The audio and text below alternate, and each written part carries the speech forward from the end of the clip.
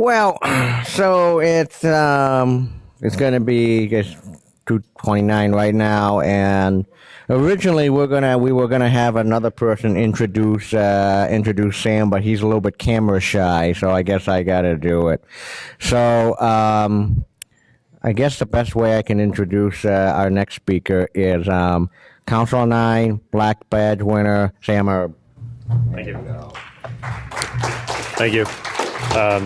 Hi, my name is Sam. Today I'll be presenting on hunting certificates and servers. And so let's get started. Our team Council of 9 has won the two black badges through the badge challenge. As Ming mentioned, I'm also a software engineer at Akamai. So one thing I have to be very clear here, opinions expressed here are my own, no one else's, and be careful when you connect to any host online, and always seek explicit permission before attempting to exploit, etc. There's three parts of this. So part one is scanning the internet. So this is actually a DEF CON story. As part of the badge challenge, we noticed the person who would run the badge challenge every year, 1057, would use the same TLDs over and over again. In particular, he was very fond of the .codes TLD.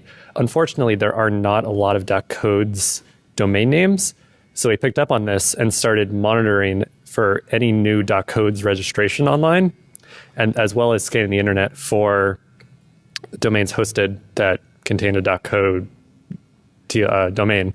We'd also then search for relevant who has records as well. And this was a pretty closely held secret by our team. There were about 10 people or so that knew this at the time.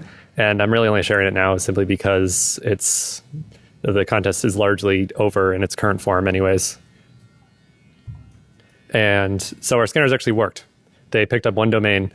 We got a Slack notification that gray.codes was registered, and it contained lost handle.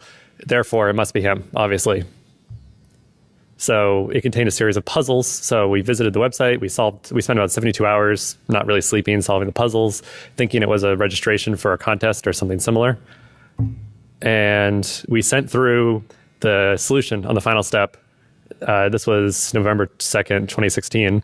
And Lost replied back, "I don't know what you're talking about," essentially. And it appears you've been trolled. So I sent Gray Codes a message on Twitter asking who he was and what he's doing. And it turns out we weren't the only ones who got trolled. All of the other teams who were competing against us at DEF CON that year also got trolled. And it actually turned out it was one of the 10 people that we have told about this trolled the rest of us using our own scanner. So that was kind of my first introduction to scanning the internet and doing large-scale reconnaissance in the IPv4 space. And that really got me thinking of what else I could find and search for on the public internet. And one thing I'm very familiar with is TLS certificates. And as you might know, TLS certificates contain host names. And so before I talk about scanning the internet for TLS certificates, I have to talk about TLS. And this is going to be really basic. I'm sorry if you're a TLS expert. TLS handshake, you send over in the client hello, you send over what you're connecting to in the server name indicator, or who you're asking for. Then the server will return back a certificate to you. And then there's a handshake that occurs that drives the secret that's used to communicate. And yeah, so that's kind of like a high level of how TLS works. So if you go to HTTPS, any website today, this is what your browser will be doing. So I want the host names that are found in that second step there. And so I wanted an efficient way to get these host names at scale, ideally from as small a server as possible. I'm not operating with any budget here. I'm running a VPS with a single CPU core. So I cut off the rest of the connection. And so when I get a certificate back from the when I get a certificate back from the server, I would just immediately kill the connection and not continue along with the heavy crypto that's involved in doing the rest of the handshake. This isn't really anything crazy. It's entirely by the spec. You're allowed to exit out of the handshake at any point if something goes wrong. So by doing this, I'm able to save CPU costs on my server and connect to many more servers for as cheap as possible. So what's in an X59 certificate? Just to give you an example, this is one for google.com. And as you can see, it contains many, many host names. And this is fairly common. You'll see either wildcard or just a list of domain names. So as I kind of mentioned previously, I scanned the internet for these. So I set up a scanner. So for every IPv4 host, I did two things. I ran mass scan over it, which just checks whether or not port 443 is open. I do that because nothing I write will be faster than mass scan. So this is a good first filter to prove that 443 is open. I then wrote a Golang program that sends a TLS client hello and then gets the server certificate back and then just immediately disconnects. And so the pseudocode roughly looks like this. There's a few parsing steps in between, but this is essentially all that I run. And I had to modify the Golang TLS stack to get this early return because it's not really a standard thing to do. It was actually surprisingly easy. I really love working with the Golang TLS stack. It's much, much easier than working with OpenSSL if you're familiar with OpenSSL. This is what I ran, or set up and ran, and it took about 72 hours or so. So I got about 12 gigabytes of data back, which was hostname IP address combinations. And I then asked myself some really basic questions, like, am I finding every host? And this scanner identified 51 million hosts online in the IPv4 space. A 2015 paper that I found identified 42 million. One really interesting thing, Shodan only finds 42 million today. I don't understand the discrepancy between my scanner and Shodan. I suspect that Shodan's been blocked from parts of the internet, but I don't have any data to back that up. And I have to ask myself, am I finding every certificate online? And the answer really is no. It's common server configuration in that client hello, I could specify an SNI. It's a client server configuration that the TLS client hello is used to differentiate clients. And based on what you pass in there, they'll return a different certificate back to you. And so this scanner will miss all of those. Another thing I have to point out is that the Golang X59 parser is very strict. So if your server was doing something weird with certificates or really just had any sort of non-standard X59 cert, it likely will not pass through Golang's X59 parser. And there's actually a blog post on how to parse malformed certificates there if you're interested. So I also have to ask, who else is doing this? Because none of this is really new or revolutionary in my opinion. So I set up a TLS server and I just captured traffic and I set up I just got the PCAP back, and I actually found 3 servers that did the exact same thing that I'm doing. 2 of them were from universities, which were scanning the internet for their own research purposes, and one of them was from a hosting provider in Germany as well. So clearly there's somebody in Germany who's doing the exact same thing and simply not publishing it in any paper that I've found. I believe that they're doing the same thing as I am because of the way that they close the connections, as well as there was no SNI sent in the connection they made to me. So clearly they weren't trying to connect to a host. They were just simply trying to scan IP range or connect to my IP address to just get back the certificate that I would return. So I now have 12 gigabytes of hostname IP address combinations, which is a lot of data, and it's like not the most friendly form to work with, 12 gigabytes of text. So this is part 2, which is how to search large parts of large DNS datasets. And so this actually came about because I wanted to use the Rapid7 datasets. So in the Rapid7 DNS, they have DNS listeners online for FDNS and RDNS requests and forward and reverse DNS requests.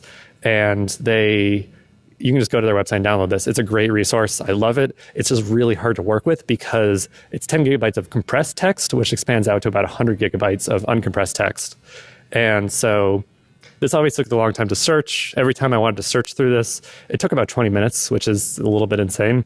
So I found myself trying to write better, or trying to script, I should say, better or more fast ways to decompress and grep, or use more disk space to grep faster. And this always just took a long time. And I actually wrote a blog post about this, which is linked to there, back in February. And so in order to sort the data, I took advantage of the DNS structure. So DNS is structured such that when you make a DNS request for, in this case, blog.rbsam.com, you actually first go to the root, which is roughly com, and then you go to com, and then you go to com.rbsam, and then you go to com.rbsam.blog. And so you can take advantage of this in order to sort the data. So I reversed every string, roughly, and sorted it. At this point, because the data is sorted, in order to find a host name that I'm looking for in this data set, I just simply have to binary search it, which is an order of magnitude faster than grepping through the files, if you're familiar with how binary searches work. I talked about this in much more detail in my blog. If you're interested in the technical details, I also have code online on how to do this. And this is actually something that's hosted online as well. So I put this online using a Golang web server.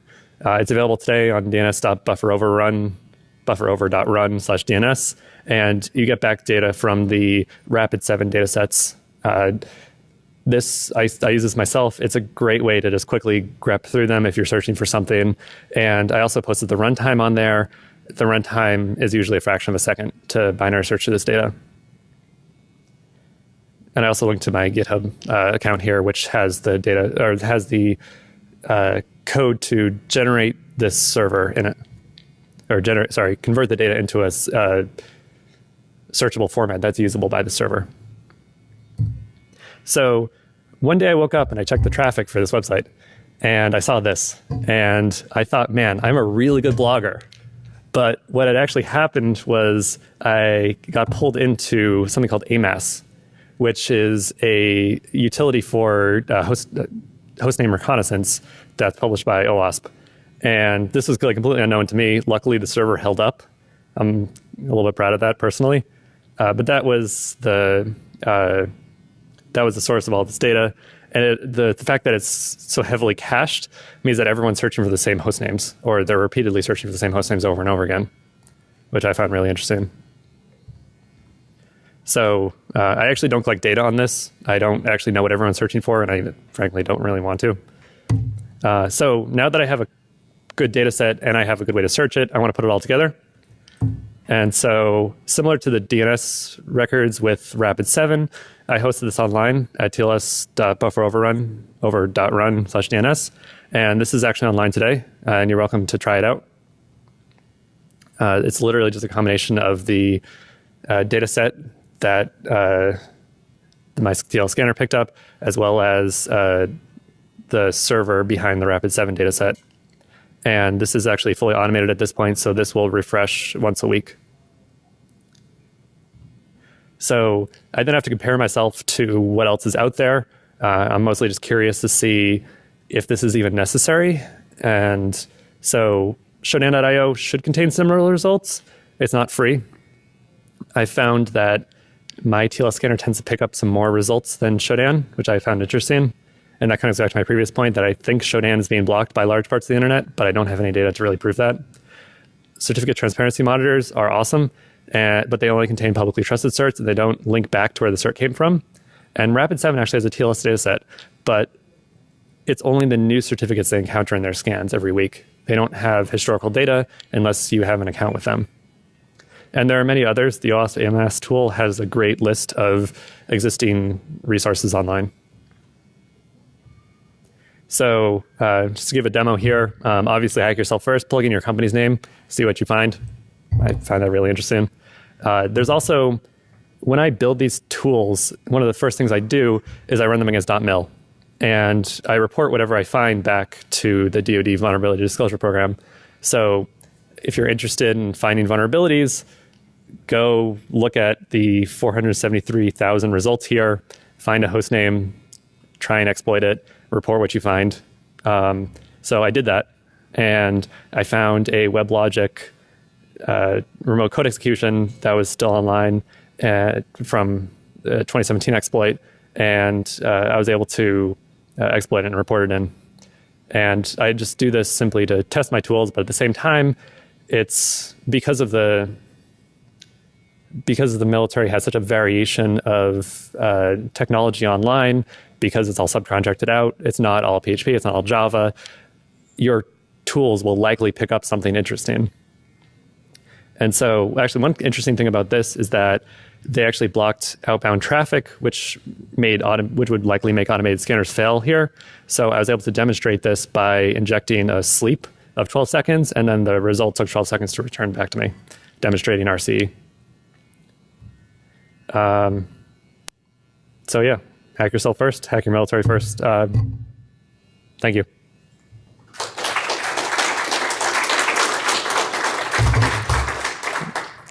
I guess questions.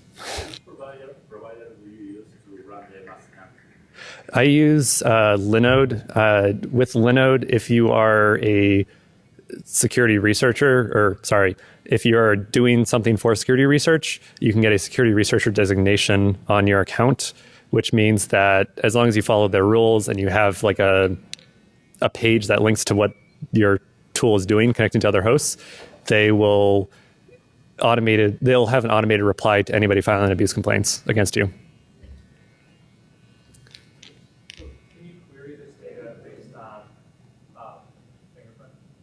No, it's only it matches based on a reverse of the DNS name. So you could do like .mil, army.mil, and it would return you everything underneath that zone.